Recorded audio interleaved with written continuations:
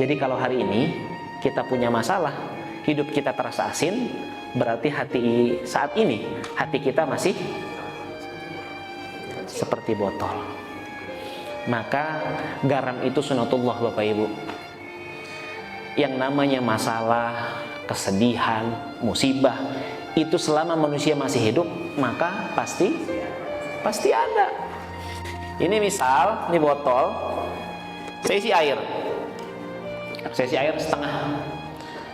Lalu saya masukkan 3 sendok garam. Lalu saya larutkan. Saya putar, saya kocok-kocok. Lalu kita minum, bayangkan, kita minum airnya. Apa rasanya? Cuma 3 sendok loh. Apa rasanya? Asin, 3 sendok asin banget. Ya. Tapi setelah itu saya pergi ke danau. Danaunya tawar, airnya segar sekali, bersih. Lalu saya lemparkan ke dalam sungai atau danau itu tidak 3 sendok, tapi segenggam. Kurang 1 genggam lagi. Saya tambahkan 1 genggam lagi. Saya aduk danaunya. Lalu saya ambil air dari danau itu, saya minum airnya. Apa rasanya? Tawar, segar. Ya bahkan kalau airnya dingin, sejuk, enak tuh. Kita minumnya tetap bisa menikmati. Padahal Bapak Ibu, jumlah garam yang saya lempar itu mana yang lebih banyak? Yang ke danau. Di sini cuma berapa tadi? 3 sendok, tapi ke danau 3 genggam. Bahkan coba saya lemparkan lagi 1 karung, masih tetap segar airnya ketika diminum. Lalu yang masalah garamnya atau wadahnya.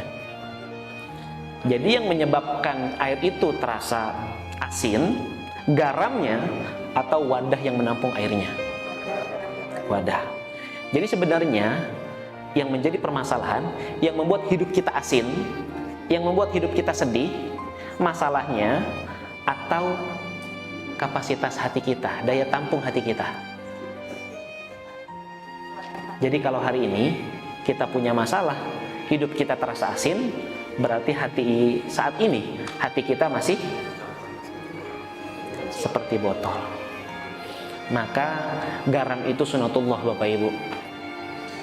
Yang namanya masalah, kesedihan, musibah, itu selama manusia masih hidup, maka pasti ada.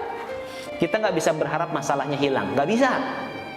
Kita nggak bisa bilang sama Allah, ya Allah, udah cukup ya Allah, hamba nggak mau lagi punya masalah.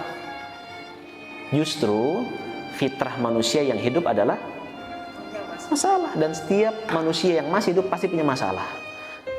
Bahkan kita meninggalkan masalah nggak? Meninggalkan masalah.